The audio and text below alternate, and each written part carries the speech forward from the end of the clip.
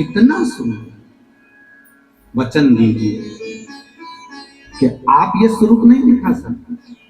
तो अभी तक हम जो स्वरूप का दर्शन कर रहे हैं, सिर पे गंगा जी बह रही है, पास में त्रिशूल रखा है, डमरू रखा हुआ है और गले में वनमाला पहने हुए हैं, सुंदर सर्पों की माला धरी हुई है, त्रिकुंडा खींचा हुआ है, भस्मी रमी हुई है, जटाजूट बांधे हुए हैं, ये जो हम दर्शन कर रहे हैं ये तो बाबा का एक अविरल रूप है, आनंदमय रूप है, शंकर का अलमस्त रूप है। पर कभी एकांत में कभी मौका मिले और आपका मन कर जाए कि आज मुझे शंकर का दर्शन करना है, आपका मन कर जाए कि आपको आज शिव से मिलना है, तो एकांत में किसी नदी के, तालाब के, सरोवर के, कुंड के बाहर कहीं किनारे में बैठकर एकांत में बस नयन बंद कर कर ओम अक्षर का नाद करना या श्री शिवाय नमस्तुभ्यम बोलना या नमः शिवाय ओम और ओम नमः शिवाय का जाप करना, बस मौनता में धीरे अपने ही भीतर, अपने ही। फिर निवेदन है, प्रैक्टिकल जरूर करना है, प्रैक्टिकल जरूर करना चाहिए हो, बिल्कुल मौनता में बैठकर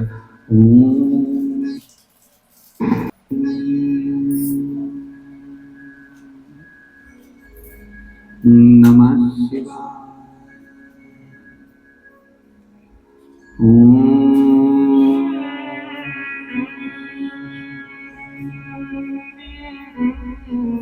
नमः शिवाय।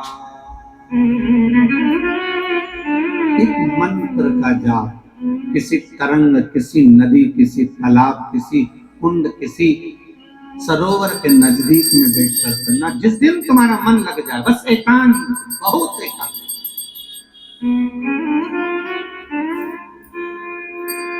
मौन होकर और नेत्र बंद करना, आपको खुद बाबा का कुछ एक अविरल दर्शन विश्वनाथ का हो जाए, किसी भी रूप में देगा, पर देगा किसी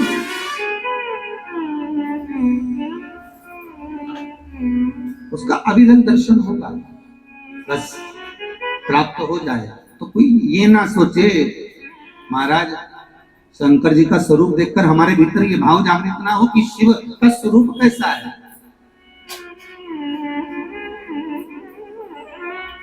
शंकर का स्वरूप कैसा है, बार बार माता पार्वती जी को बुलाया गया, माता लक्ष्मी ने कहा आकर देखो, एक बार बैकुंठ में आओ और बैकुंठ का दीदार करो, कितना सुंदर बैकुंठ है, क्या कैलाश पर्वत कर देती हो, क्या गुफा में प्रवेश करी देती हो, दिन भर काम में लगी रहती हो, कभी एक बार तो बैकुंठ आओ। माता लक्ष्मी से पार्वती जी कर रही हैं कि मैं बैकुंठ में आकर करूं क्या, मेरा तो सर्वस्व ये कैलाश है, मेरा तो सर्वस्व मेरे शंकर हैं, मेरा तो सर्वस्व ये बस नंदी और ये शिव जिनके चरणारविंद का मैं स्मरण कर रही हूँ, मेरे शंकर।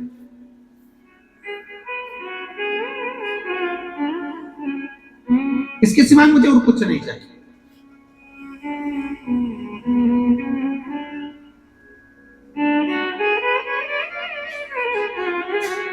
भाई ईमानदारी से बोलना, शादी कर कर कौन लेकर आया, पति। फेरे किसने दिलाए, पति ने। फेरे लिए पति ने, कन्यादान जो किया गया वो पति के हाथ में दिया, ना कि सास ससुर के हाथ में दिया।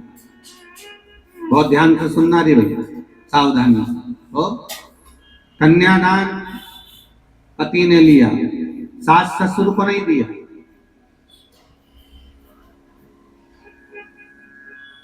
जो कुछ दिया पति को सर्वस्वता में दिया। अब पत्नी का भरण पोषण करना पति को चाहिए कि सास ससुर को चाहिए? अरे बोलो तो रे, जितने टीवी के सामने बैठे हो अच्छे से बोल लो, और तुम भी बोल लो जितने यहाँ बैठे हो, किसको चाहिए? पति को। सास ससुर भरण पोषण करेंगे क्या? सास ससुर उसका पालन पोषण करेंगे क्या? नहीं। और पत्नी को आशा भी अगर रखना है तो पति से रखे। सास के पास कितना गोल्ड है, सास के पास कितना सोना है, और ससुर के पास कितनी प्रॉपर्टी है, ससुर के कितने प्लाट हैं, ये पत्नी को मतलब नहीं होना चाहिए। हंस और बैंड के पास कितना है वो देखना चाहिए, बस उसके पास कितना है वो देखो। अब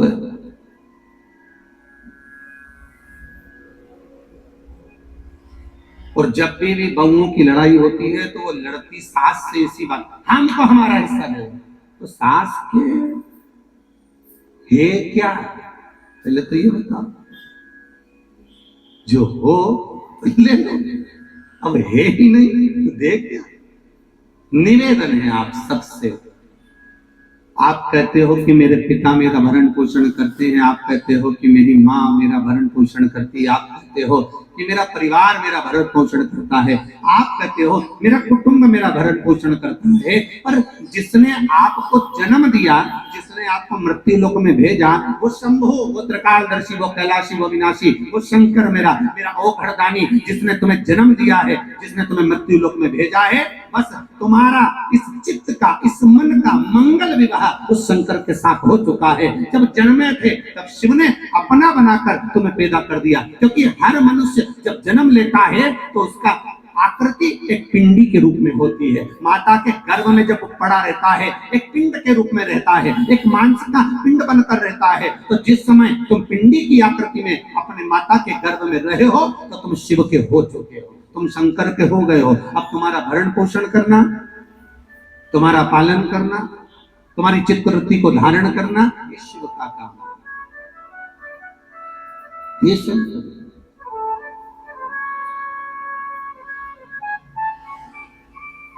क्यों आस लगा कर बैठे हो भाई, मेरे को तो समझ में नहीं आता। आप संसार वासियों से आस लगा कर बैठे हो, हमारा काका जी करेगा ने, फूफा जी करेगा ने, बुआ जी करेगी ने, चाचा जी करेगा ने, चाची जी करेगी, कोई किसी का नहीं करे दादा, कोई नहीं करे, कोई किसी का। बस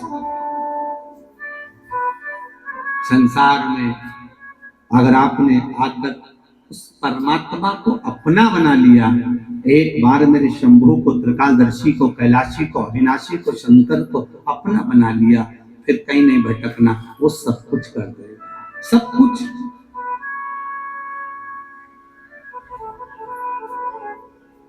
तेरे दरबार की बाबा निराली शान देखी, तेरे दरबार की बाबा निराली शान देखी है, तुझे देते नहीं देखा पर झोली भरी देखी।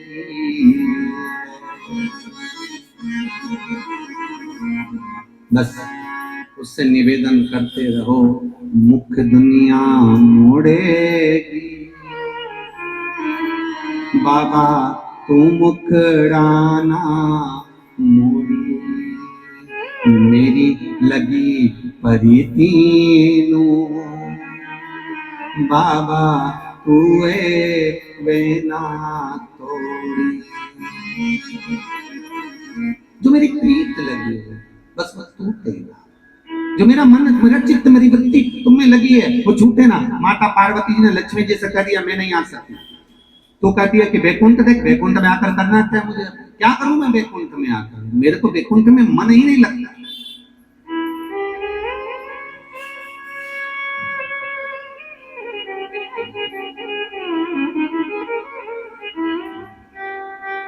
क्या करूं मैं वैकुंठ, मेरा मन भी तो लगे।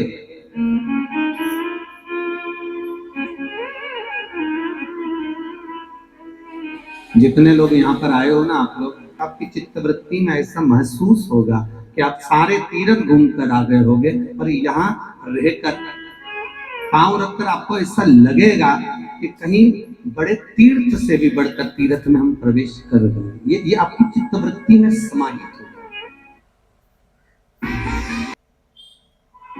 उसकी कृपा। और महाराज जब मिले करुणा सागर, करुणा जब करे तो कोई कमी नहीं रहती।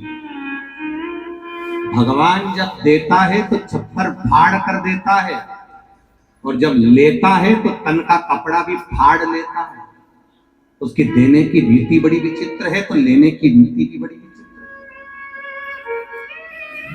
बस एक निवेदन जरूर करूंगा कि इस भूमि पर आकर कुबेरेश्वर महादेव के दरवाजे पर पहुंचकर या किसी शंकर के मंदिर में, आप जिस भूमि पर रह रहे हो, जिस जगह पर रह रहे हो, जिस नगर में रह रहे हो, जिस शहर में रह रहे हो, जिस गांव में रह रहे हो, वहां के शंकर मंदिर के दरवाजे से आपने अगर कुछ पाया है तो निवेदन है, बहुत अभिमान में मत भूलना, किसी गरीब बड़े की भी सेवा में लग जाए। भले 10 जगह पर कुछ ना देते हुए किसी भूखे को भोजन जरूर कराना, किसी निवस्त्र को वस्त्र जरूर पहनाना, किसी को जरूरत हो विद्या की उसको विद्या धन जरूर करवाना, किसी को जरूरत है कि मंगल विवाह में पैसे लग रहे हैं, आप अपनी तरफ से लगा देना, पर थोड़ा अपना, भगवान अगर दे हजारों हाथों से तो तुम 2 हाथों से समेट कर उसको सत्कर्म की ओर जरूर लेकर, सत्कर्म की।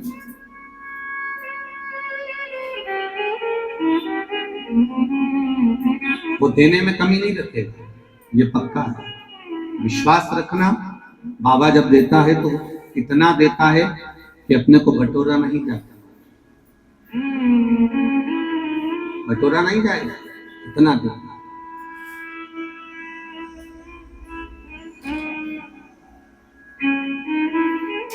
पार्वती जी ने मना कर दिया, मैं नहीं आ सकती। भगवान के दरवाजे पर जाकर निवेदन इतना सा करना कि बाबा मेरे कर्म में अगर कुछ दुख लिखा है तो मैं भोगने को तैयार हूं, मना नहीं है। पर बाबा शंकर से, मेरे विश्वनाथ से, मेरे शंभु से, मेरे त्रिकालदर्शी, मेरे कैलाशी, मेरे अविनाशी, मेरे महाकाल, मेरे कुबेर भंडारी से इतना जरूर कहना कि बाबा मैं दुख भोगने को तैयार हूं, पर निवेदन इतना सा है, माता जब आटा उसनती है रोटी बनाने के लिए, जब आटे को उसनती है तो उस आटे में थोड़ा सा नमक डालती है। अगर ज्यादा नमक माता आटे में डाल देती है तो क्या रोटी में स्वाद आता है? मान लो 1 किलो नमक डाल दिया 1 किलो आटे में, तो स्वाद आएगा? रोटी खारी हो जाएगी, कहीं फेंकना पड़ेगा। कोई पशु भी नहीं खाएगा, कोई जीव भी नहीं खाता। बस बाबा से विनती इतनी जरूर करना कि बाबा माना मेरे भाग्य में दुख लिखा हुआ है, माना मेरे कर्म में दुख लिखा हुआ है, कष्ट लिखा हुआ है, मैं जानती हूँ कि मेरे भाग्य हो सकता है कि मैंने सुख भोगा होगा और किसी का बुरा करा होगा तो दुख लिखा गया, हो सकता है मैंने किसी को कष्ट दिया होगा तो मेरे भाग्य में दुख लिखा होगा। पर बाबा आपसे विनती इतनी है कि जैसे एक माँ आटे में नमक डालती है, थोड़ा सा मेरा दुख अगर बड़ा है तो मुझे शुरू से थोड़ा थोड़ा देना चालू कर देना, जिससे वो दुख धीरे धीरे में झेलते झेलते उसको धारण करते करते उसको निकाल दो। मालूम पड़े तो एक साथ अगर दुख दे देगा तो झेला नहीं जाएगा। बाबा इतनी करुणा जरूर करना कि इसको धीरे धीरे धीरे धीरे काट देना, बस इतनी कृपा वो कट।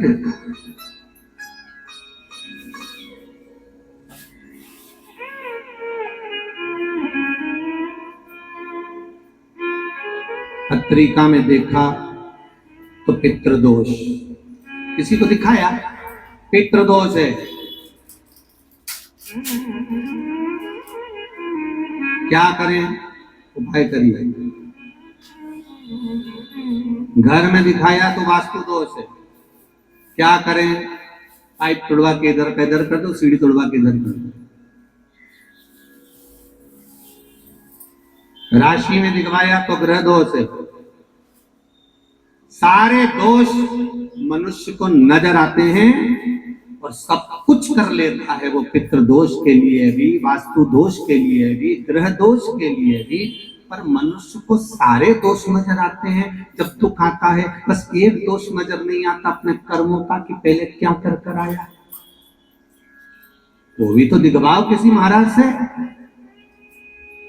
महाराज जी बोल देंगे पितृदोष है, महाराज जी कह देंगे वास्तु दोष है, महाराज जी कह देंगे ग्रह दोष है, महाराज जी कह देंगे ये दोष है। पर महाराज से एक दोष अपने को अपना छांटना है कि मेरे कर्म का दोष कौन सा है। मैंने पत्रिका दिखवाई, महाराज जी ने कहा वो भी करा, मैंने ये उन्होंने बताया वो भी करा, मैंने ये व्रत करा, मैंने वो उपास करा। पर अपने कर्म का दोष भी तो देखो कि दोष कौन सा है। दरवाजे भी बदल दिए, सीढ़ियां भी बदल दी, वास्तु शास्त्र वाले को बुलाकर घर भी बदल दिया, 50 बार मकान भी बदल दिया, सारे दोष हमने देखे, पर भीतर का दोष नहीं देख पाए कि हमारे कर्म का दोष क्या है। जो पूर्व में कर कर आए हो वो कर्म का भोग मनुष्य के शरीर में भोगना पड़ेगा। और मनुष्य का शरीर मिलता ही काय के लिए है? एक भगवान का भजन करो और दूसरा कर्म का भोग भोगो। इसके सिवा है क्या? मानव का शरीर केवल दो कारणों से मिला है, एक कर्म का भोग भोगने के लिए और एक भगवान का भजन करने के लिए। तो कर्म का भोग भी भोगना है, भगवान का भजन भी करना है। तो क्यों करना है? तो शिव महापुराण की कथा कहती है कि जितना तुम भजन करते रहोगे तो ये दुख जो आता है ये धीरे धीरे कटता रहेगा। बस भजन से दूर मत होना। भजन को कितना सुंदर, एक व्हाट्सएप पे एक मैसेज आया था, कोई ने लिखा होगा कि बस के ड्राइवर के पीछे वाली सीट पर बैठोगे तो दचका नहीं लगेगा, और बिल्कुल पीछे वाली सीट पे बैठ गए तो उचक उचक के निपट जाओगे, तो उचक उचक के परेशान हो जाओगे। देख दचका, स्पीड ब्रेकर में फिर कूदे, फिर कूदे, फिर कूदे। तो निवेदन है, बस के ड्राइवर की सीट के पीछे बिल्कुल बैठ जाओ, दचका नहीं लगेगा। नजदीक रहो, भगवान के जितने नजदीक रहोगे उतना संसार का दचका नहीं लगेगा, दुख का दचका नहीं लगेगा। पर जब तुम ये भगवान से दूर हो जाते हो तो दचके भी भारी हो जाते हैं, फिर लगता हम बड़े दुखी हैं गुरुजी। अरे वो कथा याद करो ना, एक प्रोफेसर के पास में 4 स्टूडेंट मिलने के लिए, बहुत पुराना प्रोफेसर, अब तो रिटायर हो गया। टीचर के पास में, प्रोफेसर के पास में 4 स्टूडेंट थे, 4 बच्चे गए और प्रोफेसर को देखकर प्रणाम किया तो अंदर गए। प्रोफेसर अकेले थे घर में, उन्होंने विवाह नहीं किया। अंदर गए प्रोफेसर, उन्होंने कहा बच्चों आ गए? हाँ गुरुदेव, बहुत समय के बाद याद आई ना सर आपकी, तो हम आ गए आपसे मिलने। आइए बच्चों बैठो, और कैसी जिंदगी जी रहे? बहुत बढ़िया। तो एक बोला सर हम तो बहुत दुखी हैं, दूसरा बोला ऐसा, तीसरा बोला ऐसा, चौथा बोला ऐसा। प्रोफेसर ने बात सुनी ना सुनी और वो चले गए। वो प्रोफेसर गए मैं तुम्हारे लिए चाय लेकर आता हूँ। प्रोफेसर अंदर जाकर चाय बना ला, चाय लाए तो एक ट्रे में लेकर आए, चारों के लिए चाय अलग अलग कप में लेकर आए, किसी के लिए सोने के कप में, किसी के लिए चांदी के कप में, किसी के लिए कांच के कप में, किसी के लिए स्टील के कप में। चाय लाकर टेबल पर रखी, कहा बच्चों लो। सबसे जो चतुर था उसने सोने के कप को उठा लिया, दूसरे ने चांदी के कप को, जिसको जो उठाना था, रुचि प्रधान था, उठाई, चाय पी। प्रोफेसर ने कहा चाय कैसी बनी? चारों ने कहा बहुत अच्छी बनाई सर आपने, बहुत बढ़िया। अच्छे से पी ली आपने चाय? जी सर, बहुत अच्छी चाय, बहुत बढ़िया। अच्छा ठीक है। अभी आप लोग कह रहे थे कि मुझे दुख है, कोई कह रहा था मुझे ये दुख है, कोई कह रहा था मुझे ये दुख है।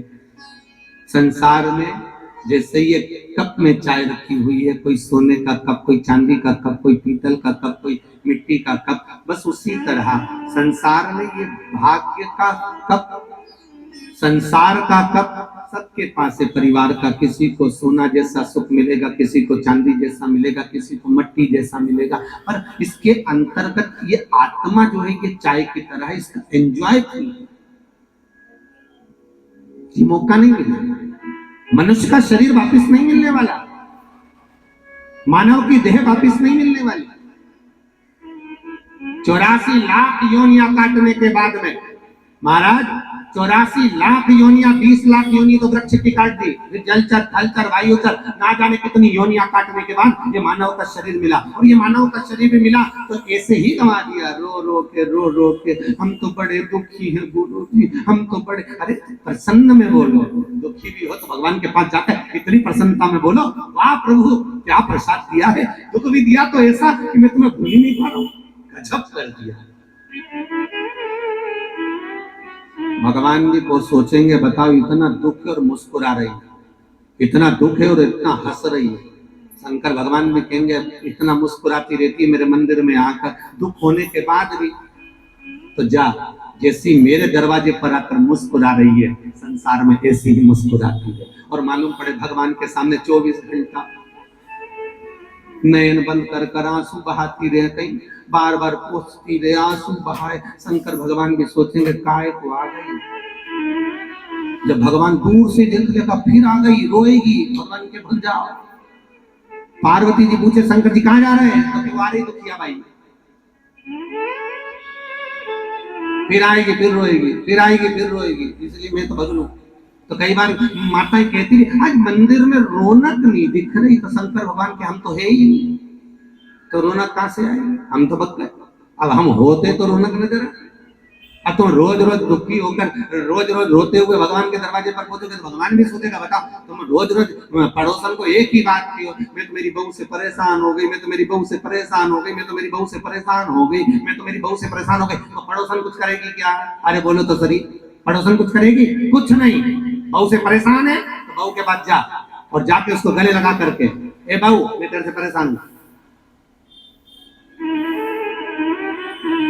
तो बहू भी कहेगी फिर गले काय को लगाया, लगा लिया कि मैं तेरे से परेशान हूं। अगर कुछ समस्या है तो घर में निपटो ना, परिवार में। भगवान के सामने चक्कर नहीं करना कि मुझे दुख भारी है, बिल्कुल मत कहो कि ये मुझे तकलीफ है। भगवान के पास जाकर तो केवल जो उपाय बताया है वो शंकर का अनुमोदन कर लो, शिव का स्मरण कर लो, शंकर का भजन कर लो और शिव नाम जाप करते रहो। कभी तो सुनेगा, कभी तो देखेगा, कभी तो करुणा करेगा। बस वो करुणा अपने आप हो जाए। बहुत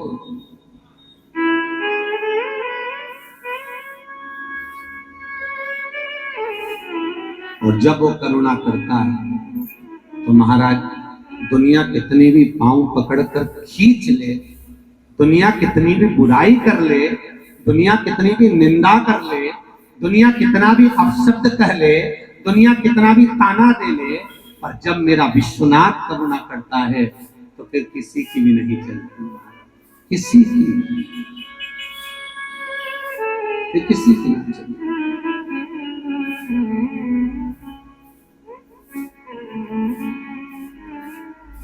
और बाबा है ये महाराज, उसके जैसा दुनिया में कोई होगा ही नहीं। नित्य स्मरण शिव का,